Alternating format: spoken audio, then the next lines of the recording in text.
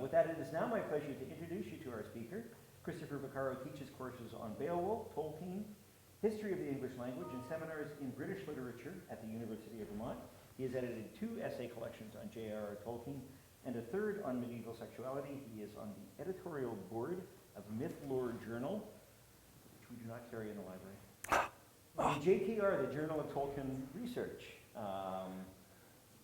With that, please welcome Christopher Vaccaro to Rutland Free Library. Thank you, thank you, thank you. You know, I should have asked Randall, do I have until 8? I have until you're done. Until I'm done? Yeah. Oh, that's lovely. All right, well, everyone, thank you so much for coming. This is really exciting, and I am very, very thankful for the Vermont Humanities Council for hosting this and for having me come to Rutland. And I'm very thankful for the library for hosting these types of events. How lovely and how wonderful. I saw the lineup of various lectures, and that's just so wonderful to have. So I'm very pleased to be here. So as Randall brought up, yes, I do get to teach and publish on Tolkien, so that is my life. I'm very happy. It's a great way to pay the bills. Tonight's subject is one that is more and more dear to my heart as I contemplate this topic, Tolkien and goddess worship. And of course, I also have to thank my beautiful man, Dino, here for also inspiring me and for giving me a lot of food for thought as I think through this topic. So today's talk is not necessarily going in depth in one particular direction. It's going to be a bit about breadth and coverage. And so I wanted to highlight lots of different possibilities where we might investigate the idea of the goddess, and the importance of the goddess for Tolkien.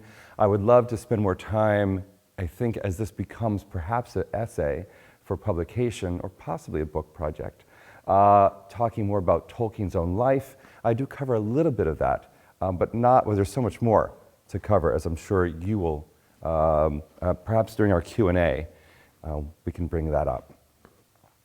All right, so Tolkien and goddess worship, what is it all about? Where to start with this topic? The idea of Tolkien and religion, there are books and books and books, of course, on this subject matter. And his interest in paganism, and of course, his being a devout Catholic and a devotee of the Blessed Virgin Mary. So, of course, all that's going to come into play here. I thought it would be really useful for us at least to remind ourselves that Tolkien has this sort of cosmological setup and this pantheon that is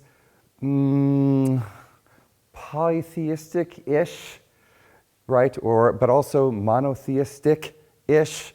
We have Luvatar, the one named Iru, and he is the god from which all the other gods, if you will call them that, are manifestations, right? They are all manifestations of his thought, which is interesting.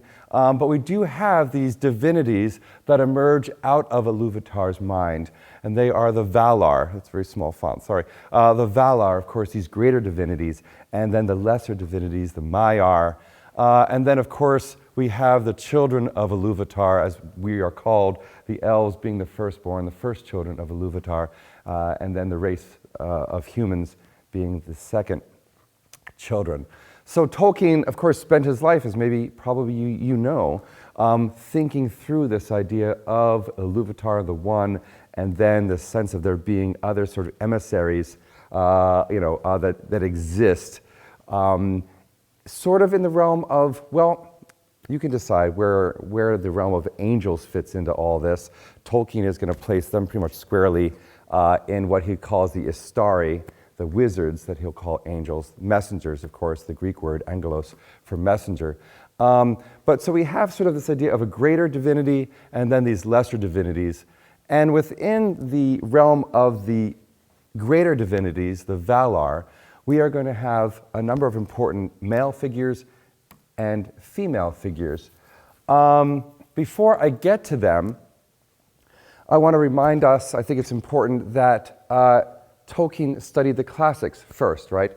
He was very much into Greco-Roman classical antiquity and their mythology. He knew that very, very well. There's a wonderful picture that we have, oh, I should have put that in, well, it's not completely relevant, of Tolkien dressed as Hermes during one of their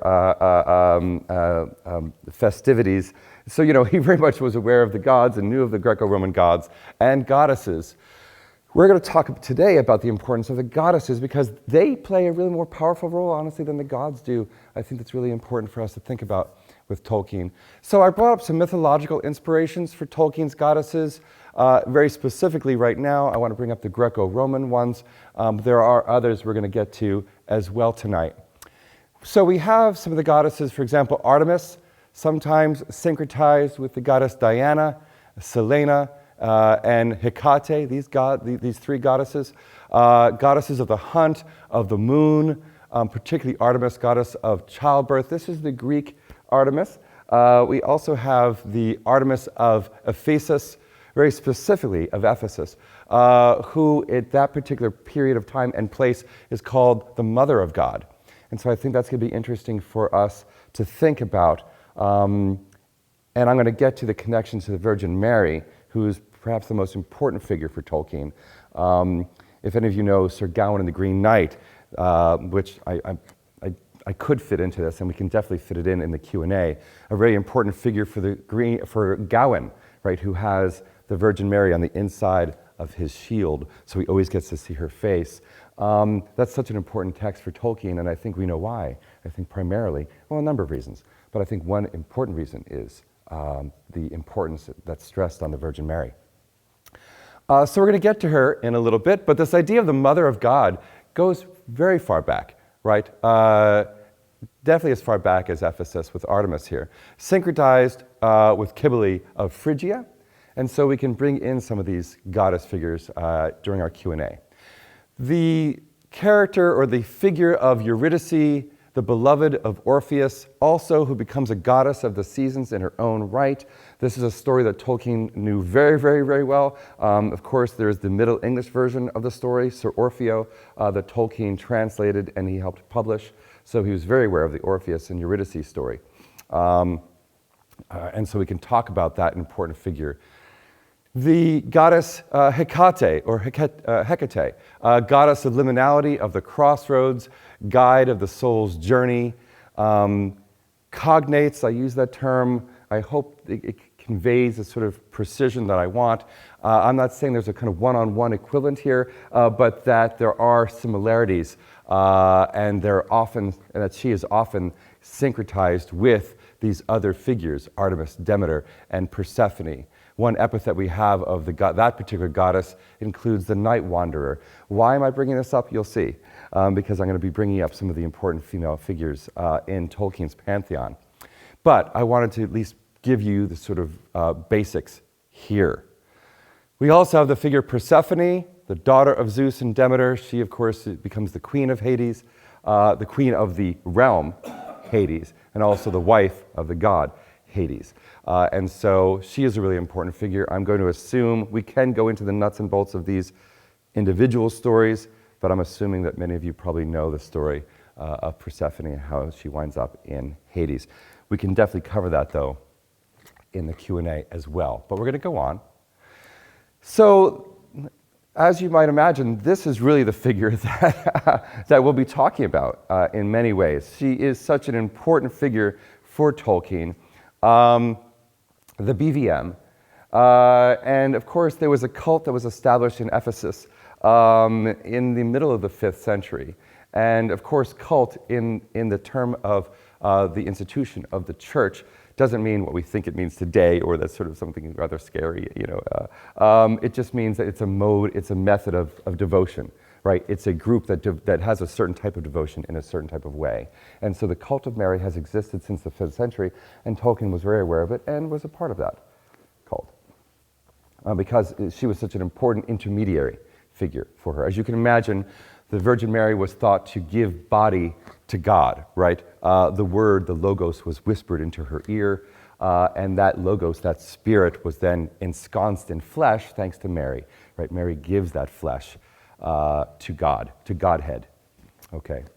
So this is important because Mary is seen as that intermediary, the intermediatrix, who humanity can appeal to because she knows what it means to be human, right? And so there is more pity, right, that she has, that she shows to humanity because of that, more compassion. All right.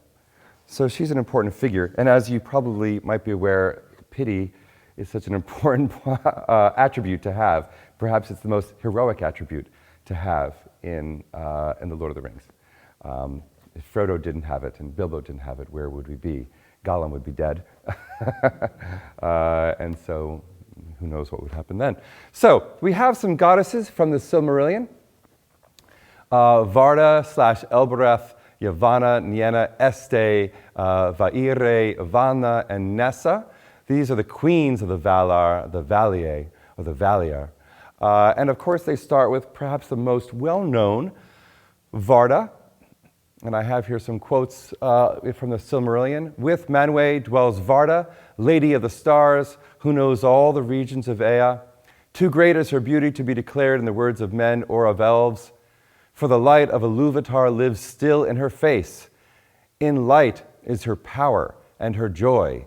Out of the deeps of Ea she came to the aid of Manwë, for Melkor she knew from before the making of the music, and rejected him.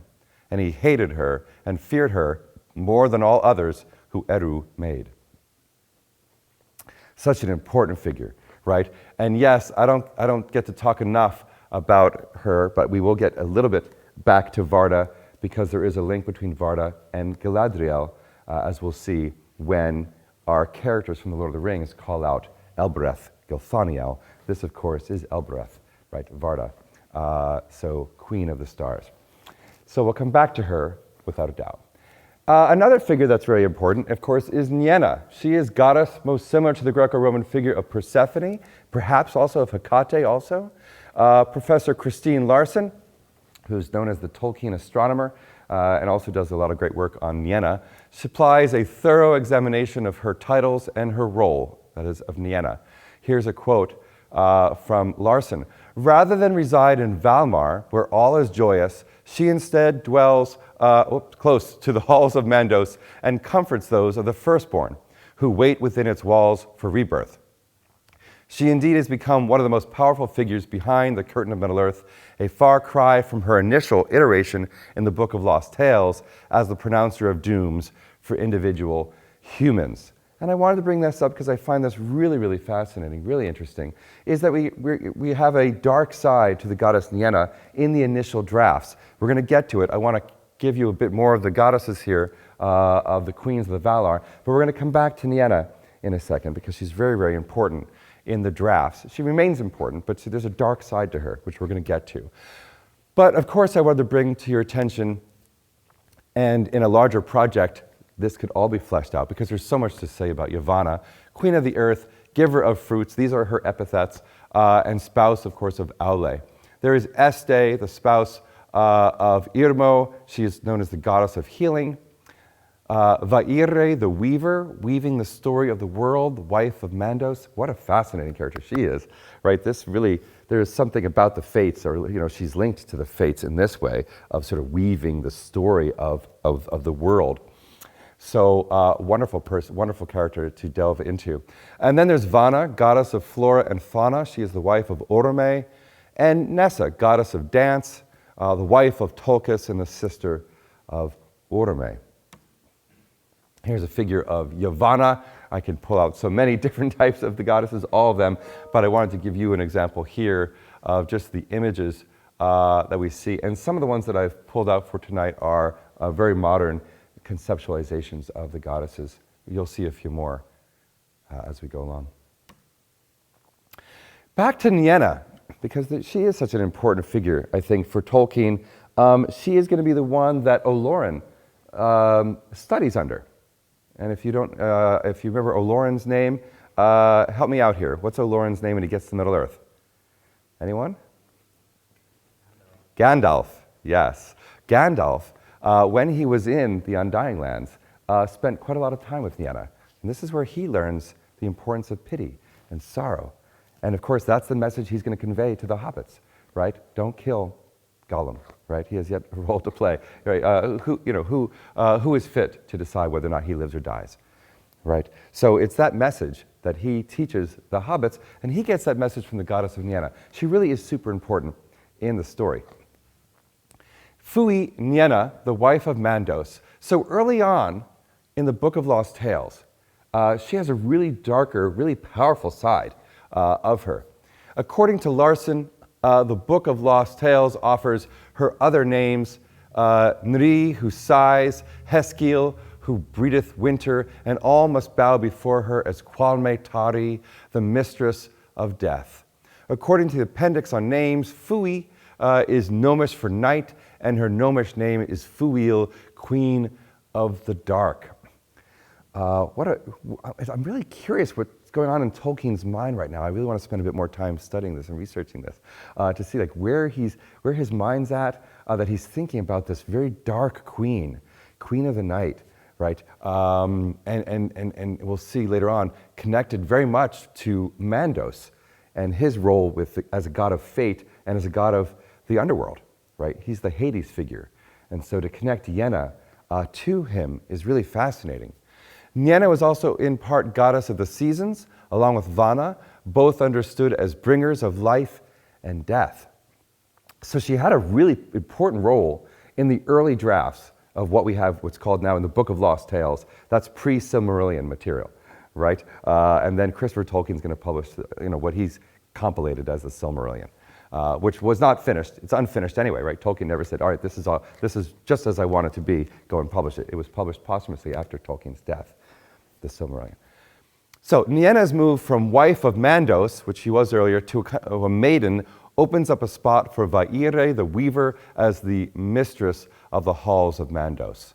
So interestingly, though, before this moment, Nienna occupies that space of the sort of mistress of Mandos and this kind of weaver of fate. And she takes on this role of the mistress of doom, right? Doom is the Old English word for judgment, dom.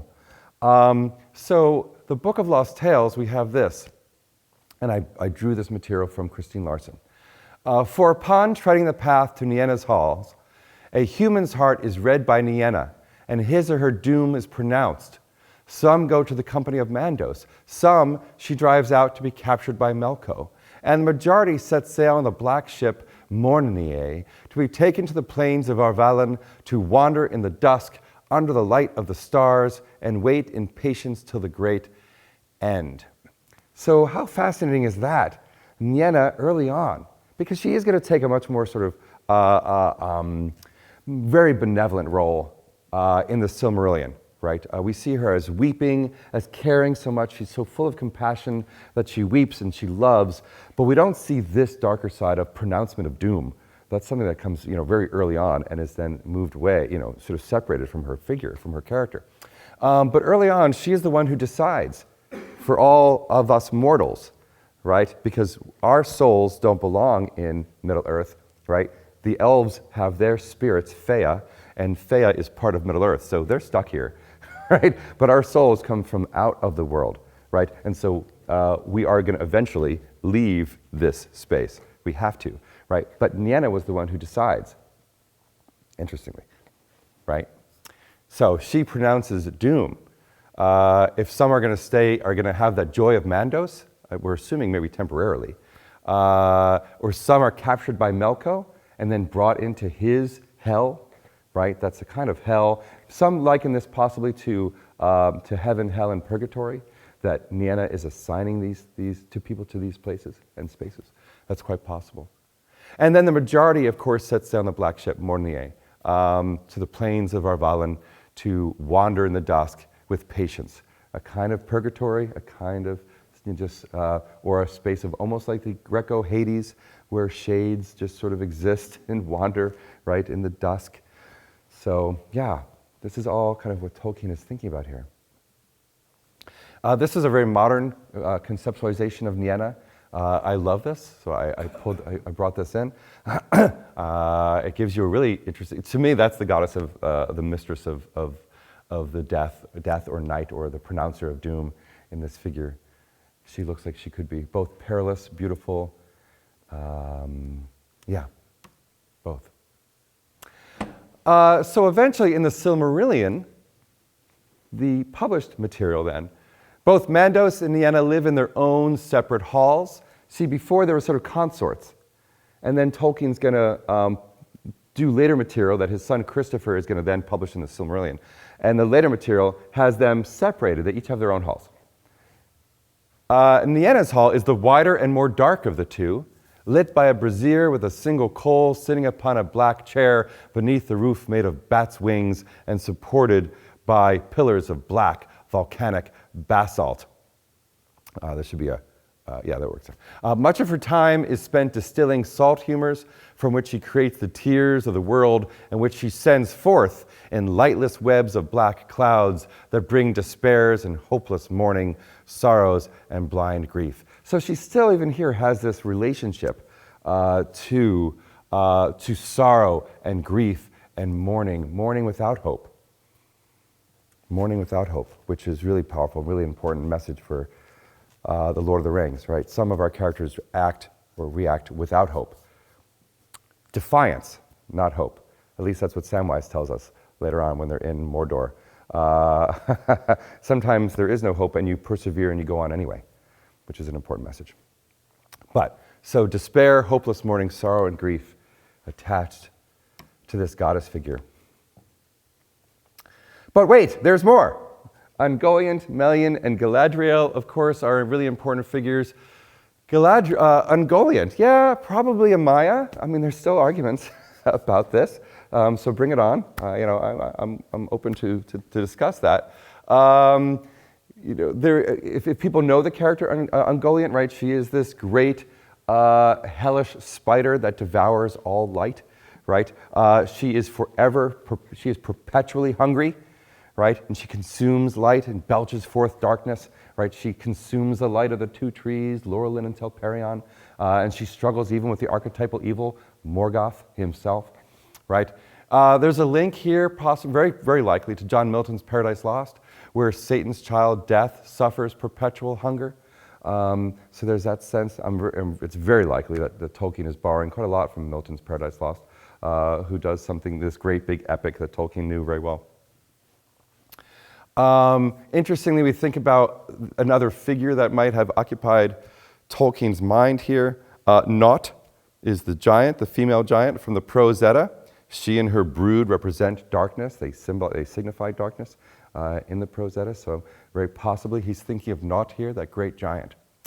We have another figure, Melian, also a Maya, who sang in gardens of Lorien. She is linked to nightingales and other songbirds. She becomes the wife of the consort of Thingol, right? And she helps establish the great kingdom of Doriath. Okay, and so therefore, and linked, of course, to Luthien, Mother Luthien. So part of her story then goes on, as we'll see, to Luthien and to Beren. And then, of course, Galadriel, the only daughter of Finarfin, the prince of the Noldor, Finarfin is, and Eowyn, whose cousin was Luthien. She was the niece of Feanor, also a really important figure for us, and a type of goddess figure, which is why, as you see, I'm going to take some issue with some of the more recent interpretations of her character. Here's a picture. I love this picture of Ungoliant. What's not to love?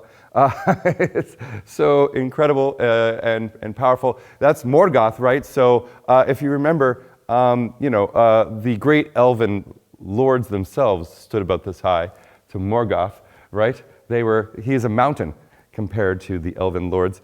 And so then, Morgoth is here with his Balrogs as the Balrogs are defending him from Ungoliant, right? He needed to cry and call out for his Balrogs to come and aid him because he was losing the battle against Ungoliant. So a really powerful dark figure. And of course, this is really probably where I could bring in the Valkyries. I'm going to bring it in a little bit though, because there is this, what Helen D'Amico and other people refer to as the Valkyrie reflex, right? In the material that Tolkien loved, like Beowulf, for example, we have this reflex of these really powerful shield maidens, but terrifying sort of battle storms, right? Literally sort of battle storms, these women who just go in their own kind of berserker rage. right? So there's something going on here with Ungoliant, and of course we could bring that in with Shelob as well, which I will do in a little bit. I'm going to just want to remind us, I thought this was a good time to bring this in because of now kind of segueing a little bit into Galadriel and her connection to light and starlight and the light of Arendil. We had this wonderful moment in the Stairs of Cirithungol chapter. Then his own will stirred, this is Sam, slowly it forced the hand back and set it to find another thing. I'm sorry, this is Frodo when he's facing the energy of the Witch King of Angmar.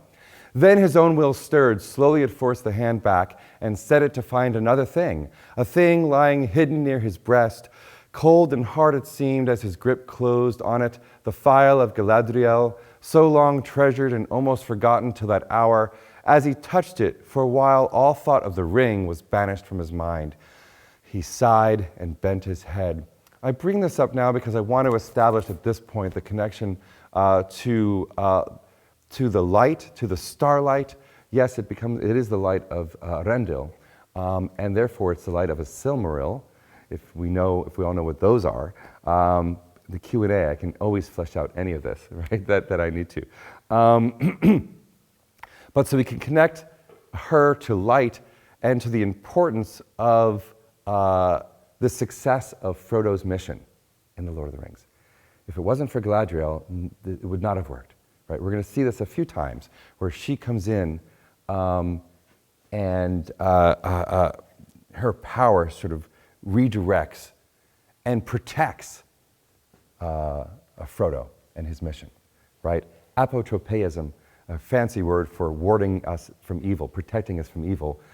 Galadriel becomes a kind of apotropaic figure, right? Where she wards, she protects our characters from evil. And of course, Elbereth does that as well. Her very name is apotropaic. If you say Elbereth Gathoriel, right, then all evil sort of back away, right, for a while, which is good to remember. Here's another apotropaic moment for Samwise. Galadriel, he said faintingly, and then he heard, this is in the moment where he is faced off with Shelob. Galadriel, he said faintly, and then he heard voices far off but clear, the crying of the elves as they walked under the stars in the beloved shadows of the Shire, and the music of the elves as it came through his sleep in the hall of fire in the house of Elrond. Githoniel, Elbereth, and then his tongue was loosed and his voice cried in a language which he did not know, Elbereth, Githoniel, O Menopalendiriel, Nanalan Sidin Gurthos, Atironin Fanuelos. As if his indomitable spirit had set its potency in motion, the glass blazed suddenly like a white torch in his hand. It flamed like a white star that, leaping from the firmament, sears the dark air with intolerable light.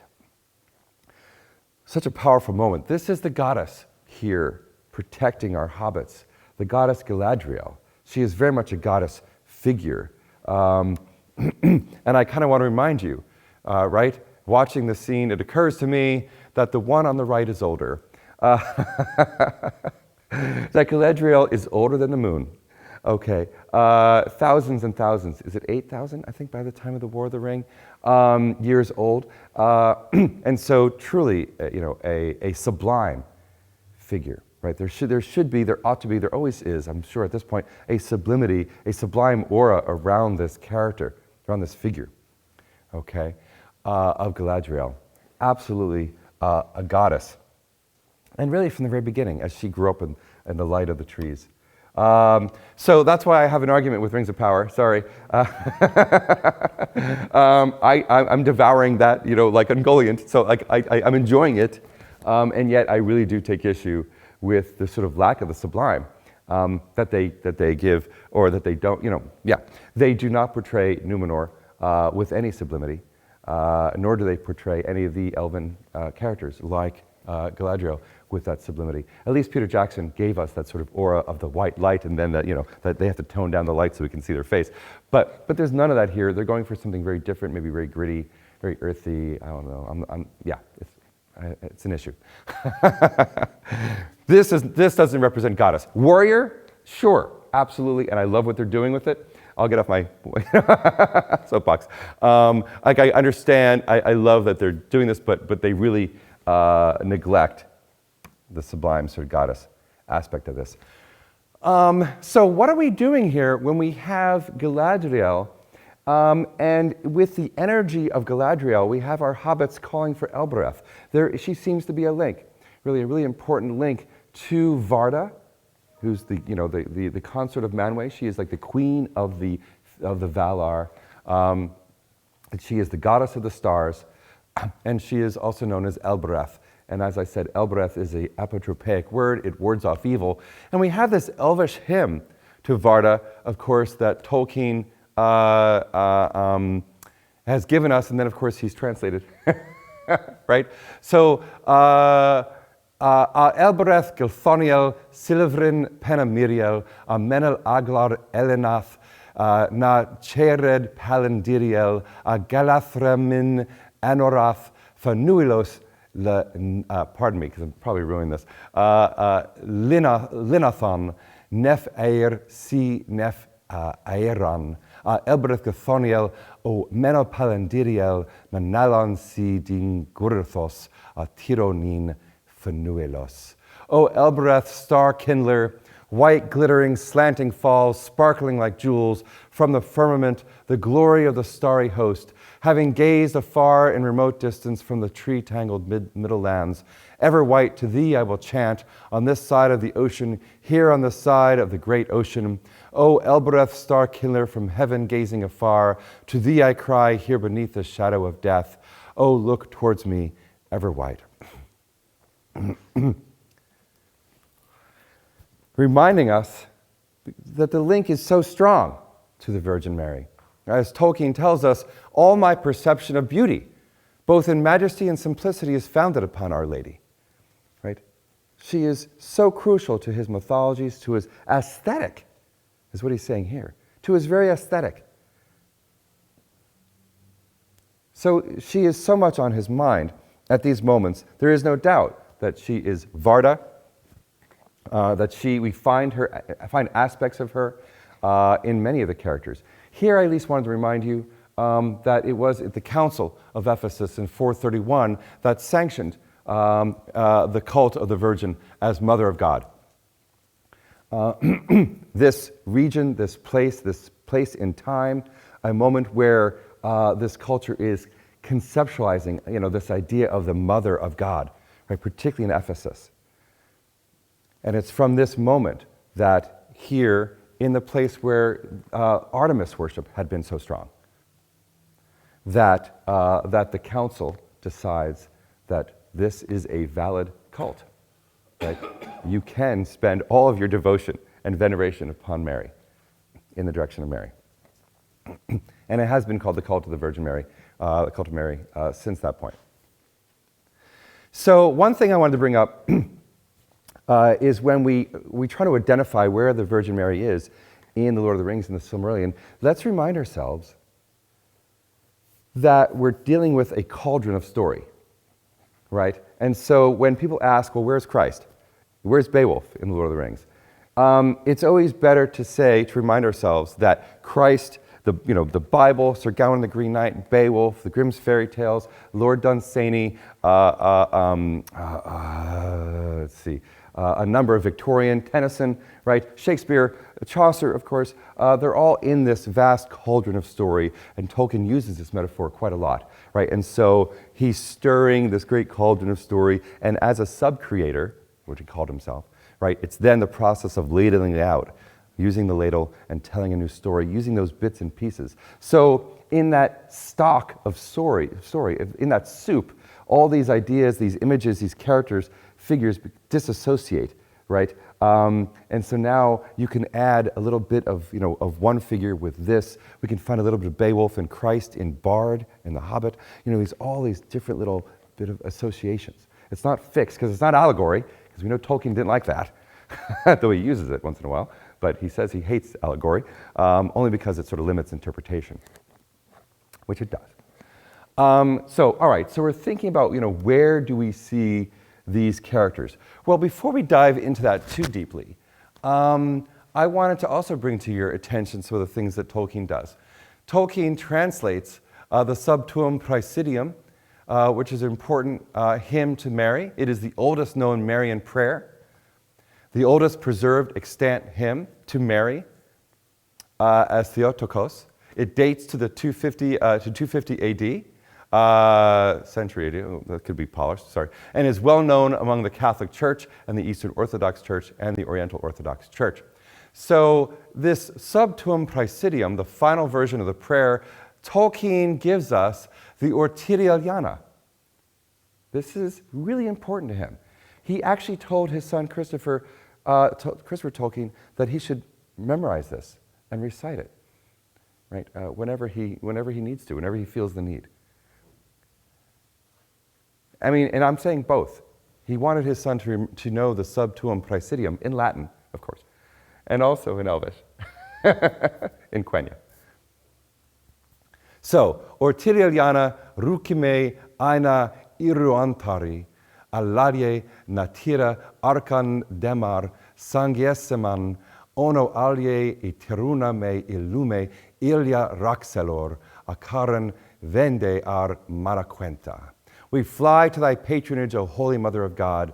Despise not our petitions and our necessities, but deliver us always from all dangers, O glorious and blessed Virgin. All right. So,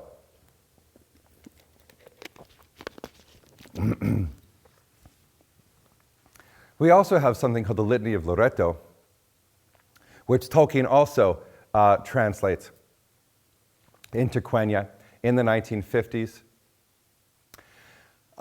It's incomplete, but here covers the invocation to the Trinity and the first 5 titles of the Virgin Mary.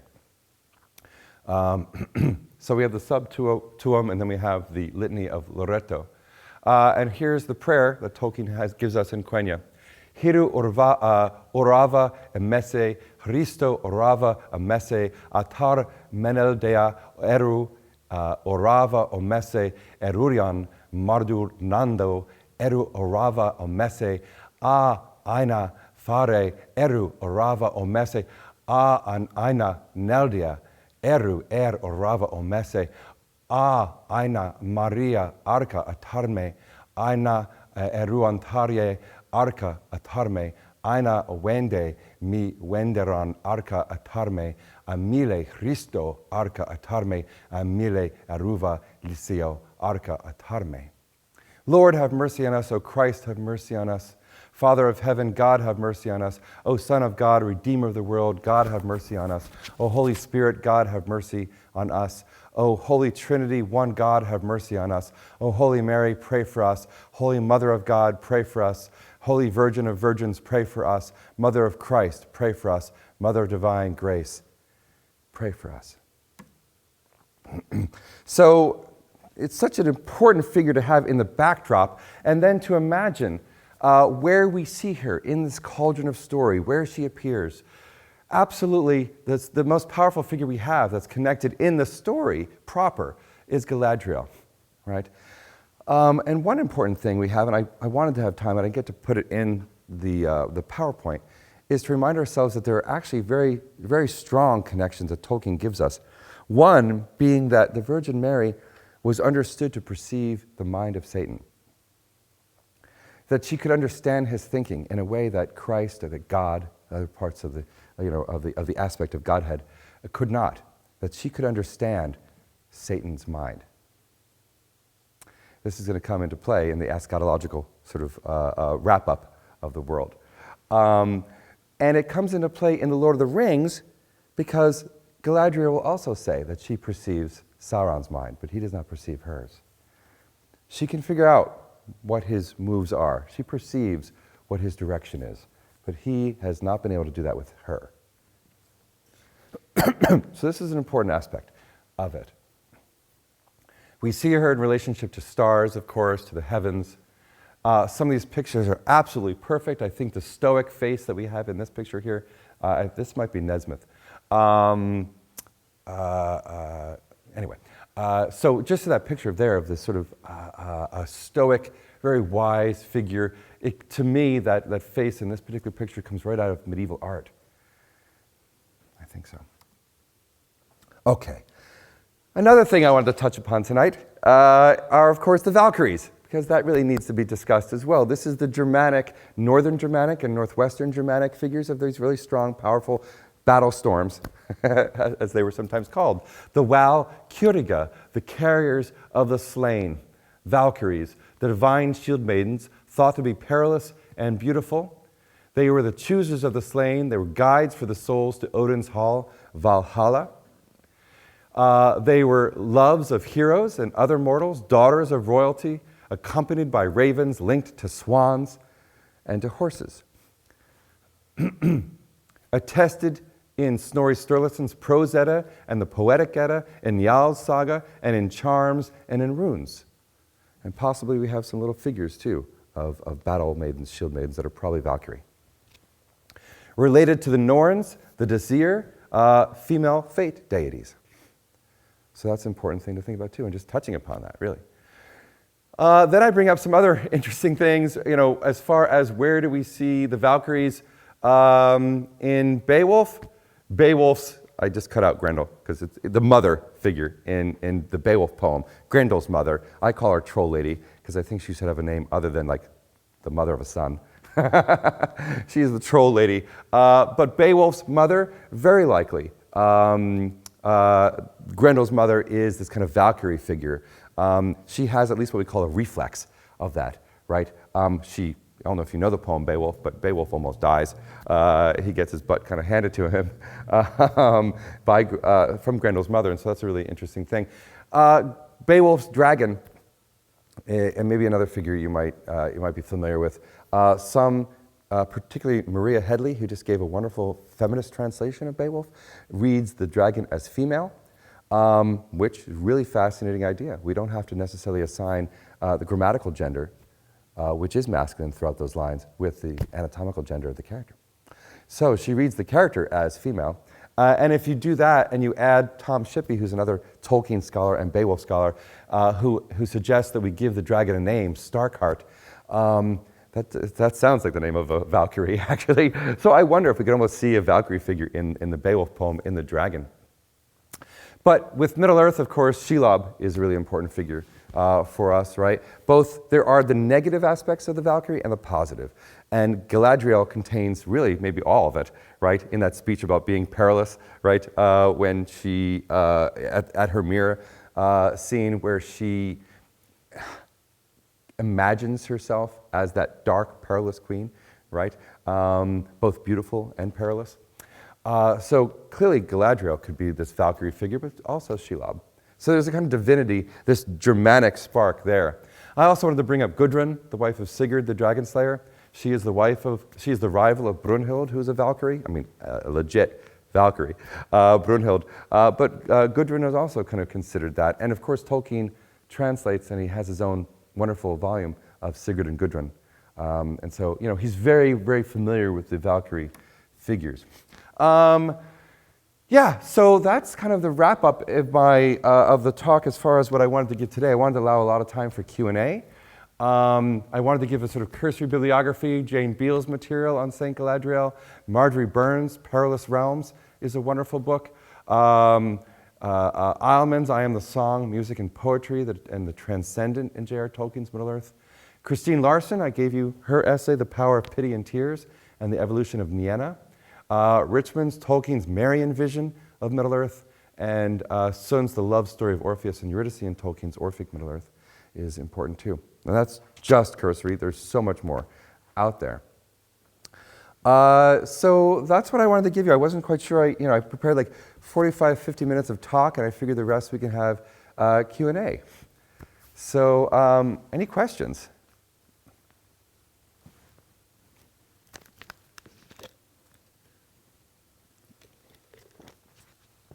Yes? Could you elaborate a little bit on the possible link between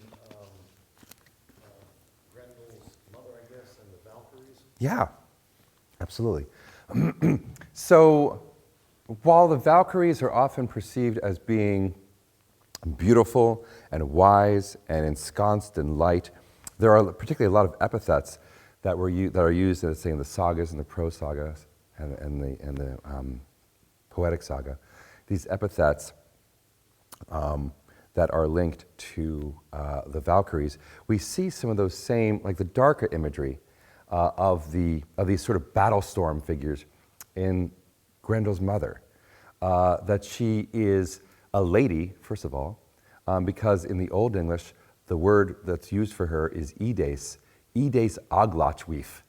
And Aglach means monster, or formidable one, or imposing one, right? Weif means woman, but Ides means lady.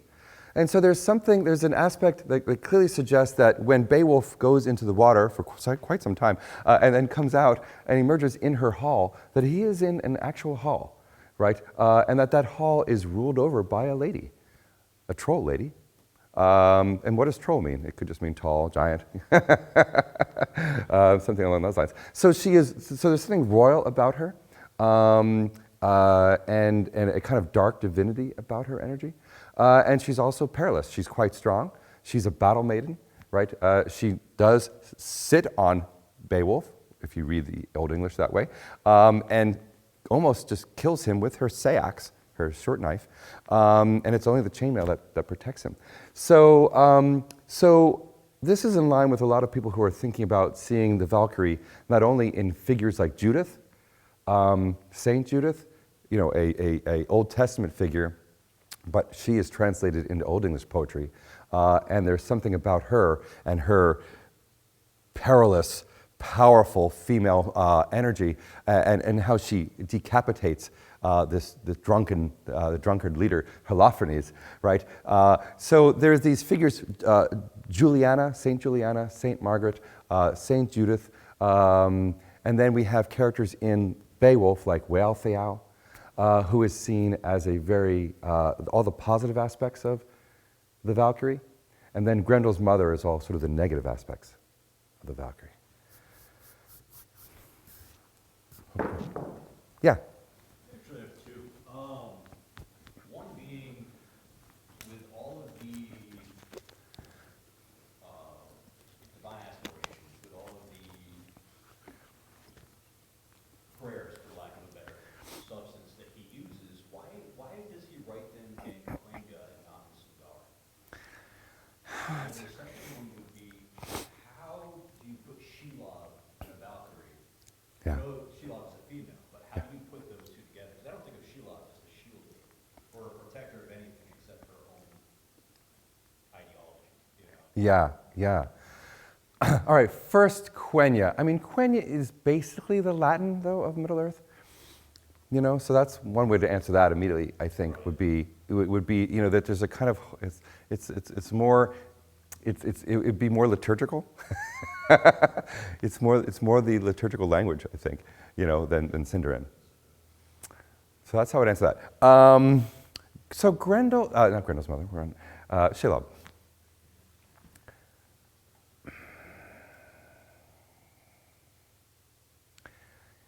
There is a lot about that character that is, so what do we have here? We have a powerful female entity, hungry,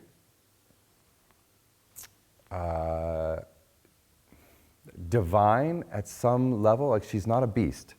She's not purely an animal, right? There's something, she is Ungoliant's brood, right? She comes from Ungoliant, who is Maya, right? So she is Maya of some sort, right? So she's a divinity. She is a weapon, if you will, of Sauron, so he calls her his pet. But a kind of weapon in that she protects that passage. She also is rather, and here I'm going to use a little bit of rather feminist gender theory, but I don't really need to use a lot of it. She's got a phallus in her stinger, right? She's got a sword, basically. And Freud might say sometimes a sword is just a sword, sometimes a stinger is just a stinger. But she's wielding this to kill these men, right? to say that she is wielding a weapon, I think is very accurate in that. And so she does, there's a kind of sublimity around her, a dark sublime, right? And when we use the dark sublime, we're talking about how someone could be in this pass for centuries, for aeons, however long she's been there, however long she's going to be there. That there is a kind of impossibility to measure how long she's been there, how long her life is, the vastness of her realm, her tunnels. There's a kind of dark sublime, right, that makes us feel, in relationship to her, infinitesimally small.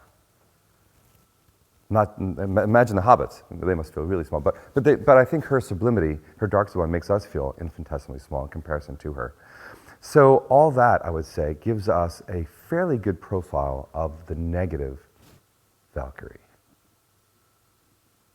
You buying it? Or let's talk. I don't mind talking about it, huh? She's a super important character. Yeah, she is. Everything from her relation to something as simple as Aragon, to the point that she is the only thing standing between Mordor and Gondor. Yeah. I mean, she's literally like dark. She is Yeah. Yeah. the only thing standing in their way to reach Mordor, which is weird. Seems how the ring is the only thing that allows Smeagol to make it through or past her. Yeah. Yet she's Sauron's pet. Yet Sauron's eye can't see through his pet and see the ring. Yeah. It's a weird. Well, that's why, I know, again, Sauron is pretty arrogant, right? To call her his pet, that's Sauron's position. That's clearly not hers, right? Right. And that's just the thing that, I think you're right, it's a detriment to not take her more seriously, because she's so much more than that, right? She's like, perhaps we could call her an Edace Aglachweef, right? A lady, formidable woman, or monster woman, Aglach, or Aglach in the Old English. Yeah, she's definitely that.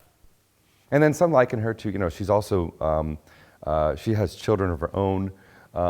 So in some ways, there's something about the abject, mother. There's something about her that's very terrifying in her tunnels, right, in the dark recesses. And interestingly, she's only the character that's given the most physical description, her body, right? We really have great description of that terrifying, hideous body. Yeah. She's a great character. And a dark goddess, I think, possibly. You have your hand up, and then you, yeah. Yeah. So Tolkien, some of his goddesses evolved, so they kind of seem that he does have a duality to them. I'm wondering if there's anything anywhere where he spoke of finding any sort of similar dark-light duality within the Virgin Mary. He does. I didn't get to dive too deeply into his letters this week, but I will be. And in his letters, he definitely has talked about that. But, not so much what you're saying, like not that dark, no. But as I was talking about, this idea that she understands darkness. What does that mean, right? Why does she perceive darkness? Because she's human, or she started off that way anyway, right? Until her ascension. And so that enables her to understand darkness in a way that the others don't, the other aspects of Godhead don't. And so so she has that proximity to the dark, right? But I don't think anything darker than that. I don't think Tolkien gives her anything darker than that.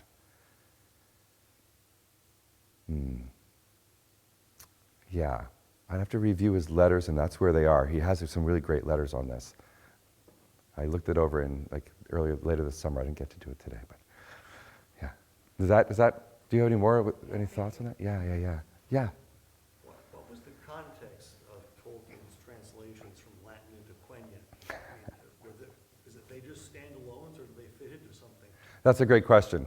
I'm not 100% sure. I would want to dive more deeply into that for accuracy.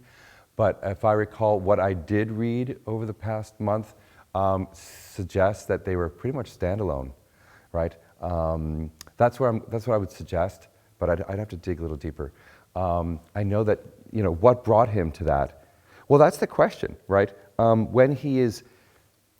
The hymns that he recited more often were Marian hymns, right? The prayers that he recited most often were Marian prayers, right? And so with the Sub Tuum Praesidium, and the Litany of Loreto being so forefront in his mind, right? It just seems important that he would translate those. But I'm not sure, and I know he did it in the 50s. So I don't know the exact context, though. It's a great question. You have more thoughts about it, or? Are there other things that, out of liturgy or prayers that he translated into Quenya, or are those just a few that he did? I think from what I read that he has done more than just these two things, but not a lot. Like pretty sure there's the Our Father as part of it. Yeah. So it looks like he translated the things that he was most familiar with or thought were most important. Yes, absolutely. And things that you needed to have like on your tongue at any time, right? Because he did. He said that to his son, right? And particularly with the Marian hymn, you should have that on your, on your tongue just all the time, really. As people do with prayers and hymns, where you just keep doing it and reciting it, so it practically follows your breath. Yeah. I had thought in one of your PowerPoint slides that I glimpsed the Egyptian myth of Mot and the weighing of the heart at the afterlife. Oh, wow. Did Tolkien have a limit to the religions he studied? Like, what was all in his cauldron and what did he miss? This is a wonderful question. I'm not qualified to give you a precise answer tonight.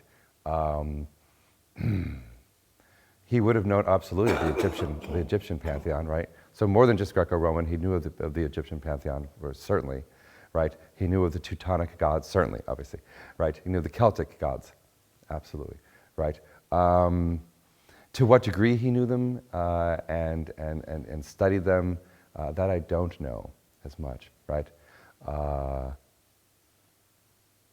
This is also the backdrop of modernism. Needs to be discussed too, right? This is the modernist period where people are bringing in their knowledge of Egyptology, right, and of Sanskrit, and Ezra Pound and T.S. Eliot are showing off their Sanskrit and Eastern religion, knowledge of Eastern religions at this time, and there are lectures and discussions around Eastern religions at this time at the university, certainly at Oxford. So maybe I would want to dig more deeply, but I suspect that Tolkien had a pretty good knowledge of sort of Eastern cultures too. I'm curious if you would say whether or not perhaps he was giving Yavanna sort of like a goddess of compassion sort of angle, at least at one point, given that he may have known about some Eastern traditions. I'm curious if there could be. Oh wow! I'm Right. sure you probably couldn't draw a direct connection between Kuan Yin or the Taras. I really want to study more of that, honestly. So thank you, yeah. This is definitely, more and more I think this is going to be an essay, a larger essay or a book project. And I think I would really want to spend more time checking on Tolkien's knowledge of the Buddhist Taras, and figures like Kuan Yin. Yeah, absolutely. Yeah, that would be really, really. Do you have more? Yes, Randall. I think you've done a fabulous job showing us how Tolkien worked the female characters and the female deities into his worldview. Where are the good female characters in his books? There are so few and far between. I know, but that's the thing. They're ambient, like they're everywhere. I know that's not pleasing to hear, when one wants to have more female characters. But we really do need to realize that Galadriel is infused in the books, after we meet her, she's just infused in it, right? And Varda Elbereth is just, as Snow White, ever white, right? That she is infused in the story. But yes, okay, your point is made, and it's valid, right? Where are the characters that we have? There are none in The Hobbit, and so they're all in the Silmarillion. There's a lot. The queens of Numenor, they're important queens of Numenor, right? And then all the goddess figures, and Melian and Galadriel. They're all in the Silmarillion. But so why didn't he do it in The Lord of the Rings? I mean, I don't know. The Lord of the Rings, he gives us some really important characters, Yes, right? but a handful of them. Yes. Yep. Well, I mean, So the answer is he was writing them in, but he just didn't get finished the book that had the female characters. right. Well, that's right. I mean, in some ways, right? Tolkien wrote the material from the Silmarillion first, Oh, okay. right? A lot of that stuff in verse form was already done in the 20s. And then Tolkien was writing The Hobbit in the 30s, published it in 1937, and the Silmarillion material, that darker material, infused itself in The Hobbit, midway through. This really jolly, sort of fun little story that is more akin to A.A. Milne or Lewis Carroll took a dark turn midway, and that's because of the Silmarillion. But it didn't bring in women. It didn't bring in any women. So that's right. That's absolutely true. And then when begged for a sequel, right, Tolkien writes The Lord of the Rings, and then we have some really important figures in there. Thank you. Yeah. So I think it's important to realize that Tolkien first and foremost was a linguist. He went to college for linguistics. Yeah. And he wanted to write languages, and which is where obviously Tanglar comes from, Yeah. Which is fully functional Yeah. as a language. Yeah. There's very few people in the world that can speak it, but it is a fully functional language. Yes.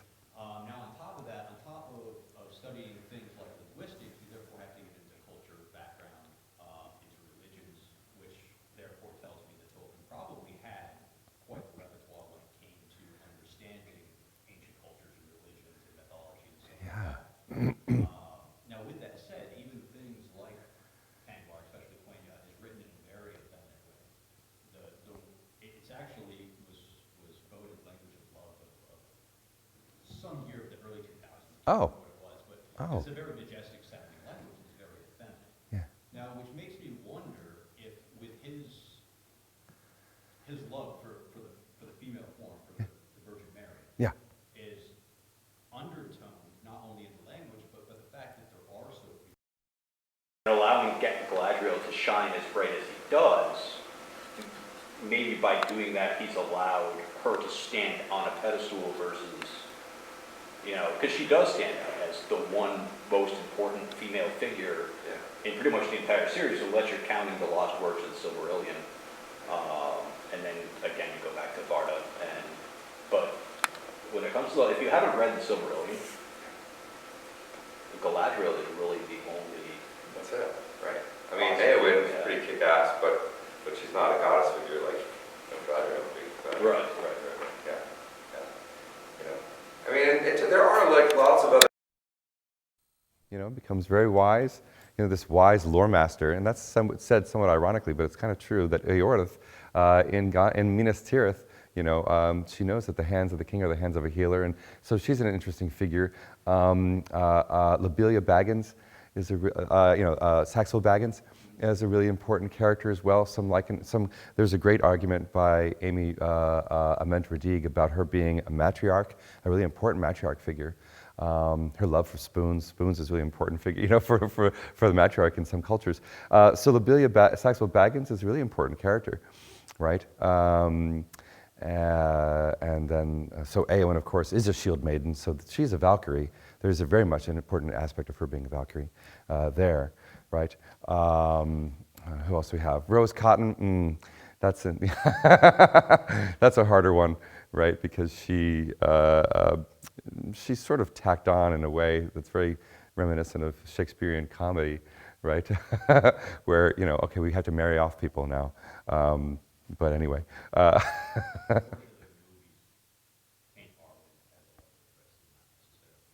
Oh, and then Arwen, right. Versus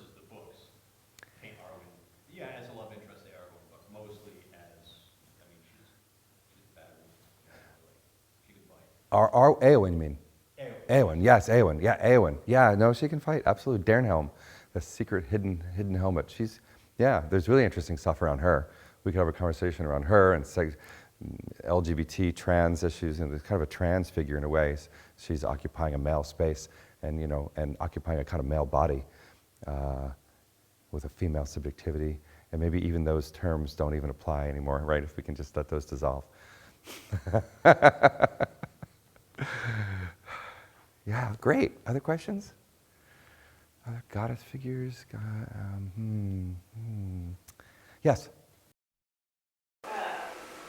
Women that were important in Tolkien's life. God is great book. Rateliff writes on this, which is lovely, and there's some great essays in the collection called Perilous and Fair by Janet Croft. What about the women who are important in his life? I mean, Edith, his wife, very important to him, right? Romantically, intellectually, yeah, she held her own, absolutely. Though she got upset at him because he didn't include her often, right? He didn't think to include her often in those kinds of conversations, in those kind of settings. But a really important figure, obviously, for him, right? And even mythologically so, since if you ever go to Tolkien's grave, you have to. First of all, it's amazing, and it's so humble, right? It's just a normal grave plot in the midst of everyone else's, right? But it's the one that has all this stuff heaped on it, little prayers and things like that. But I don't know if you know, but on his gravestone, it has J.R.R. Tolkien, John Ronald Reuel Tolkien, and then Edith Tolkien, and under his name it says Baron, and under her name it says Luthien. So she was his Luthien, so that's an important character. He also had important female students that he tutored, right, and taught so that they could become teachers of Anglo-Saxon, of Old English, and Middle English. Some of them went on to become really important professors of Middle English and Old English, and they thanked Tolkien for all of his hard work and for believing in them. Yeah. And then, his mother, but she died when he was 12, right? But she did educate him as much as she could at that time. He was orphaned by 12, right? Because his father died when he was 4. Yeah. How does the female characters in, let's say, the prose Edda compare to the number of important female characters in, at least in Lord of the Rings? Was he modeling a little bit after Some of things those, like that, so yeah. you wouldn't have a huge shift about who was important? Talk about the scarcity or paucity of female figures in both texts, right? Yeah, I think, what was he trying to do? He just, first of all, let's be honest, Tolkien lived in a world where there was a kind of bifurcation, right, where women and men didn't do a lot of socializing together, and men, particularly at Oxford, men were hanging out together, and women were hanging out with each other. There wasn't a lot of hanging out, right, with men and women, right? And then the story that he wrote, with the kind of themes that he was trying to pull together, he saw men as occupying most of those spaces. Not all, because Eowyn is a really, really important character, and Galadriel is a really important character, right? And Elbereth is so important there, and so is Eorith, and so is Rose Cotton. And what do we want to say about the Entwives? Anyway, there's something important about them being missing. Their presence, they're kind of a specter in a way. Like there's a specter of the Entwives that still lingers in the text, I think, interestingly. So yeah, yes? Just drawing two connections. That's what the gentleman said over there. Tolkien was first and foremost a linguist. And then he decided that he wanted to create a culture and a story to go along with that language. Yeah. So as he's relying on those other cultures that he had studied to greater or lesser degrees, he's going to be drawing on what he knows, not only from his personal experience at this time, but also from those other stories. So to a certain extent, he's going to be incorporating those structures, I believe, into how he portrays that story. And to his credit, he may have raised the awareness of the female character more than some of the other stories we have done. So in that compilation, there's probably a transformation seems like that's what happens as his notes and his research and his development of that culture plays out. Yeah. And he just never had an opportunity to go back and finish Yeah, the original story. yeah, that's right. That's great. Yeah, that's great. That's a great point. Yeah. And you're making me think that, there's a wonderful book, a lot of the line of questioning is making me think about the book, A Secret Vice. Great book by Dimitra Feeney and Andrew Higgins. And that was what Tolkien called his love for languages, his love for linguistics and philology, my secret vice, right? He felt embarrassed about, really, in some ways, right? Because it occupied both a scholastic and more popular, and fantastical place in his mind, right? And that he didn't want to necessarily share it with his other colleagues at Oxford, right? And his spirit drove him to make an Elvish language and to, but of course, the creation of languages was becoming Esperanto, and all these sorts of things were quite popular, at that time. But he picked up on it and ran with it, right? Yeah.